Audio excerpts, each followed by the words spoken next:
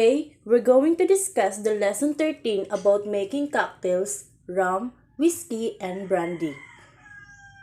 So, for the rum, before the advent of vodka cocktails, rum was the spirit with which all the exotic flavors were mixed, coming from the tropical climates of the Caribbean and South America.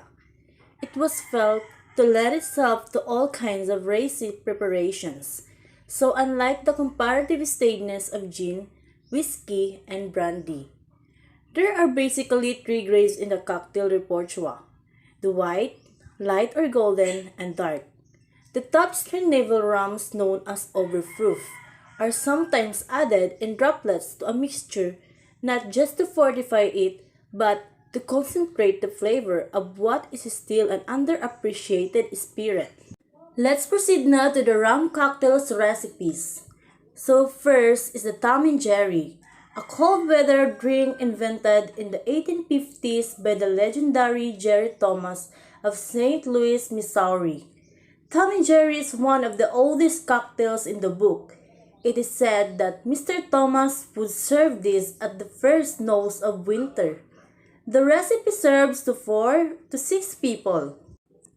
In the making, just look and follow the ingredients and procedure written below.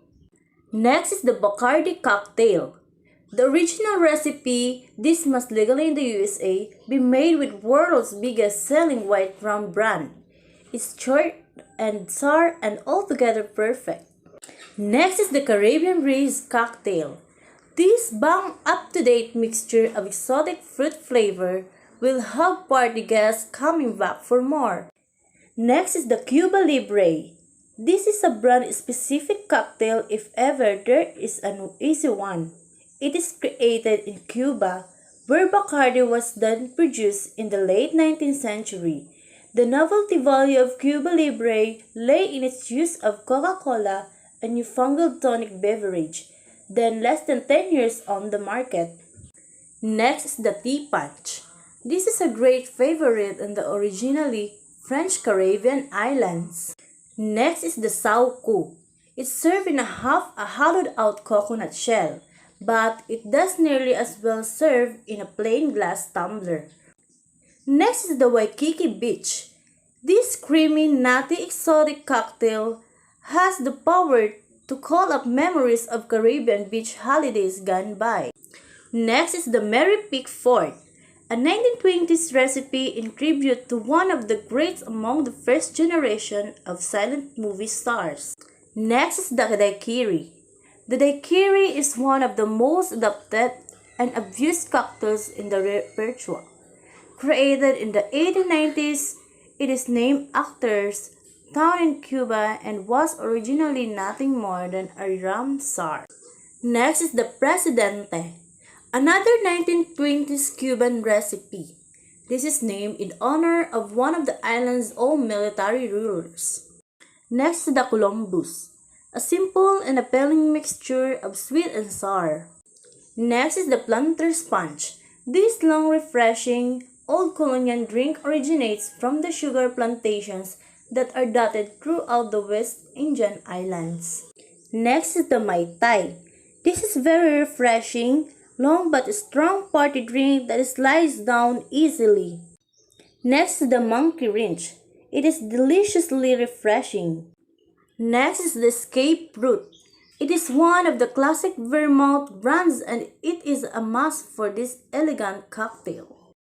Next is the Blue Hawaiian. It is an eye-catching, colorful cocktail that you'll find very drinkable. Next is the Zombie. The Zombie is a tiki cocktail made of fruit juices, liqueurs, and various rums. It first appeared in late 1934, invented by Don Beach at his Hollywood Don the Beachcomber restaurant. It was popularized on the East Coast zone afterwards at the 1939 New York World's Fair. Next is the Piña Colada. This has to be one of the most popular cocktail worldwide, with a name meaning strained pineapple. Next is the Passion Punch. Although it's not really a punch at all, the combination of passion fruit and grape juices in these recipes is a winning one. Next is the Hustler. This is a sharply tangy drink. Next is the Sun City, a similar type of blend to the Mai Tai. This is a drink with plenty of personality. Next is the Captain's Cocktail. This is named after Captain Morgan rum.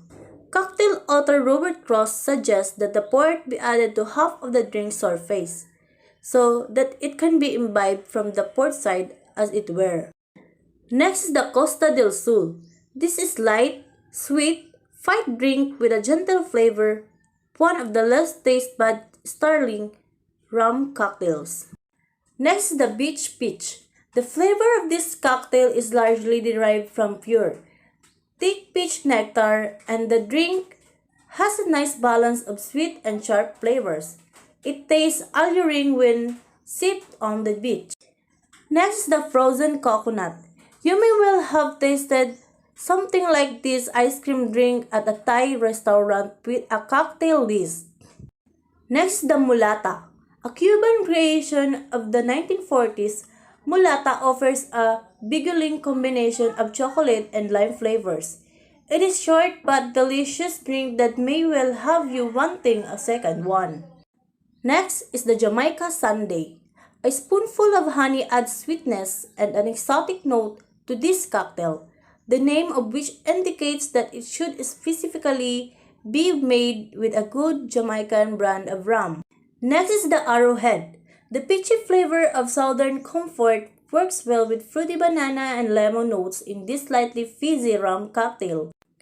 Next is the Chopped Nut, an ingenious blend of coconut, chocolate, and hazelnut flavors, all sharpened up with orange. This is most satisfying drink. Next is the Hurricane. There are almost as many different recipes for a drink called Hurricane as there are cocktail books, but this particular one, with its exuberantly fruity character, is my favorite. Next is the Emerald Star. Despite the presence of the green melon liquor, the color of this drink isn't exactly emerald. It's a pretty name nonetheless. Next is the Eye of the Tiger. This is another drink that has a dark rum float on top. It adds a suitable tigerish bite to what otherwise tastes like a rather innocent fruity mixture. Next is the Yum Yum.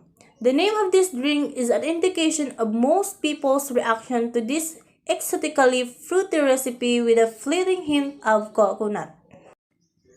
Next is the Rumpup. Legend has it that this rich eggnog was first made in the kitchens of Mexico. It is traditional to seal bottles of rumpup with rolled corn husks or corn cobs that have been stripped of their corn. Next is the Poker. Here is a simple cocktail from the 1920s. The preference now is for the proportions given below, although it was originally half and half. Next is the Morning Joy. One wouldn't necessarily recommend making a habit of this, but the idea is of a more robust approach than usual to the glass of breakfast ice. Next is the XYZ. The significance of its mysterious algebraic name escapes me, but this is a 1920s recipe that has survived the test of time. It is a strong one too. Next is the Trained Winds. The correct rum brand to use for this cocktail is Mount Gay. Made on Barbados, it is properly served drop. Next is the Kingston. This is named after the Jamaican capital, so it would be inappropriate to use rum from any other location. Next is the Continental. An old-fashioned mixture of rum and peppermint cordial was once a popular drink. This cocktail presents a more adventurous spin on that formula. Next is the Goldilocks. The name is a rough approximation of final color of this appealing fruit juice cocktail. Next is the Angel Street. In addition of cocoa powder to the mixture makes this unusual but successful recipe.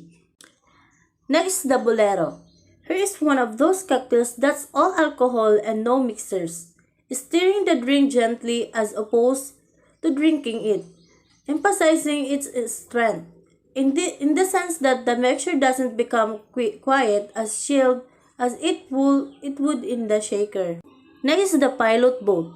With a mixture of dark rum and banana, this is the most tropical tasting cocktail imaginable. The relatively high proportion of citrus helps to sharpen it up most agreeably.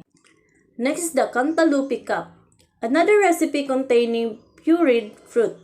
If a cantaloupe melon isn't available, use any other sweet, green flesh variety. Note that the flavor of honeydew melon isn't strong enough for this drink. Next is the Pinot Fresco, another in this mini section of blended fruit cocktail recipes. This is a pineapple one with plenty of fruity zest to eat. Next is the Strawberry and Banana Preparado.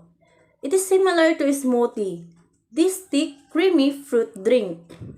Next is the Havana Banana. Use Cuban rum for this cocktail if you can get it. A drink full of liquidized banana makes for a very sumptuous and filling blend. Use one that has the mottled dark brown patches of a very ripe fruit.